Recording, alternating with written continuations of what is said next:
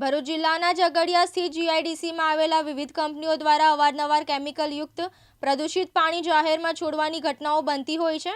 આવું પ્રદૂષિત પાણી વરસાદી કાંસોમાં થઈને ખાડીઓ અને નર્મદામાં જતું હોય, જેથી ખાડીઓ અને નર્મદાનું જળ તો પ્રદૂષિત થાય જ છે, સાથોસાથ આવા પાણીથી ખેતીની જમીનો પણ નુકસાન થાય છે। તેમજ આ પાણી પાલતુ અને જંગલી પશુઓના પીવામાં આવતા તેમના મોત પણ થાય છે। ત્યારે ગતરોજ ઝઘડિયા જીઆઈડીસીમાં એક સાથે 8 ગાયોના રહસ્યમય સંજોગોમાં મોત થતાં એક સાથે 8 ગાયોના મોતને લઈને પંથકમાં ચકચાર મચી જવા પામી હતી। આ સંદર્ભે પશુપાલક ગંગદાસભાઈ ધરજીયા દ્વારા ઝઘડિયા જીઆઈડીસી પોલીસ મથકમાં જાણવાજોગ ફરિયાદ લખાવવામાં આવી હતી। તે મુજબ જીઆઈડીસીની બ્લેક રોઝ કંપનીના પાછળના ભાગે ખુલ્લી જગ્યામાં કંપનીમાંથી નીકળતું પાણી પી જવાથી કુલ 8 ગાયોના મોત થયા હતા। આ સંદર્ભે ઝઘડિયા જીઆઈડીસી પોલીસે ગુનો દાખલ કરી તપાસ હાથ ધરી હતી। વધુમાં મળતી વિગતો મુજબ આ ઘટના સંદર્ભે જીપીસીબીને જાણ કરાતા જીપીસીબી દ્વારા પાણીના નમૂના લેવાયા હતા। ઉલ્લેખનીય છે કે અગાઉ પણ જીઆઈડીસીમાં 14 જેટલી ગાયોના મોત થયા હતા। જીઆઈડીસી કંપનીઓના સંચાલકોનું બનેલું જીઆઈડીસી એસોસિએશન કાર્યરત છે। ત્યારે જીઆઈડીસીમાં એક સાથે 8 ગાયોના મોત થાય ત્યારે જીઆઈડીસી એસોસિએશને પણ યોગ્ય ભૂમિકા અપનાવવા આગળ આવવું જોઈએ।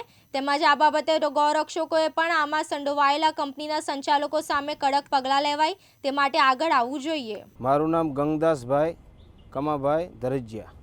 શું ઘટના બની?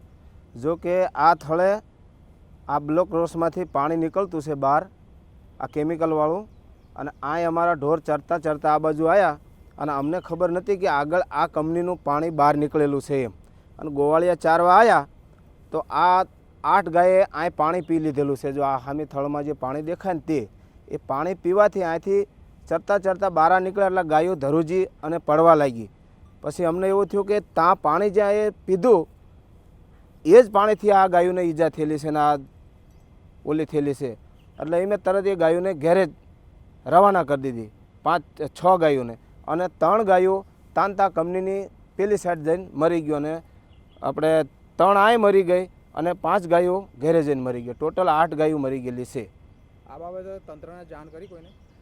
આ બાબત આ વીડિયા બાબતમાં આ મેં તમે લોકોને જાણ કરી, પછી મેં વીડિયા બોલાયા, પોલીસમાં ફરિયાદ નોંધાવી અને કંપનીવાળાને કીધું કે ભાઈ આ રીતનું છે તો તમે શું કહો છો, તો એ લોકો કંઈ અમને સરખો જવાબ આપ્યો નહીં।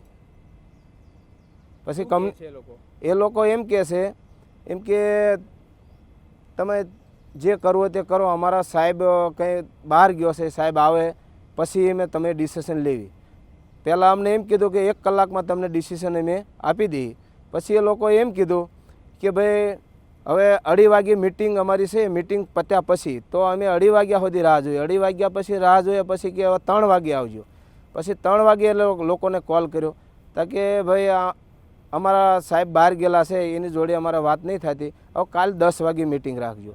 પછી એ લોકોએ કંઈ અમને સરખો જવાબ નહીં દીધો, પછી મેં પોલીસમાં ફરિયાદ નોંધાવી દીધેલી છે ભાઈ।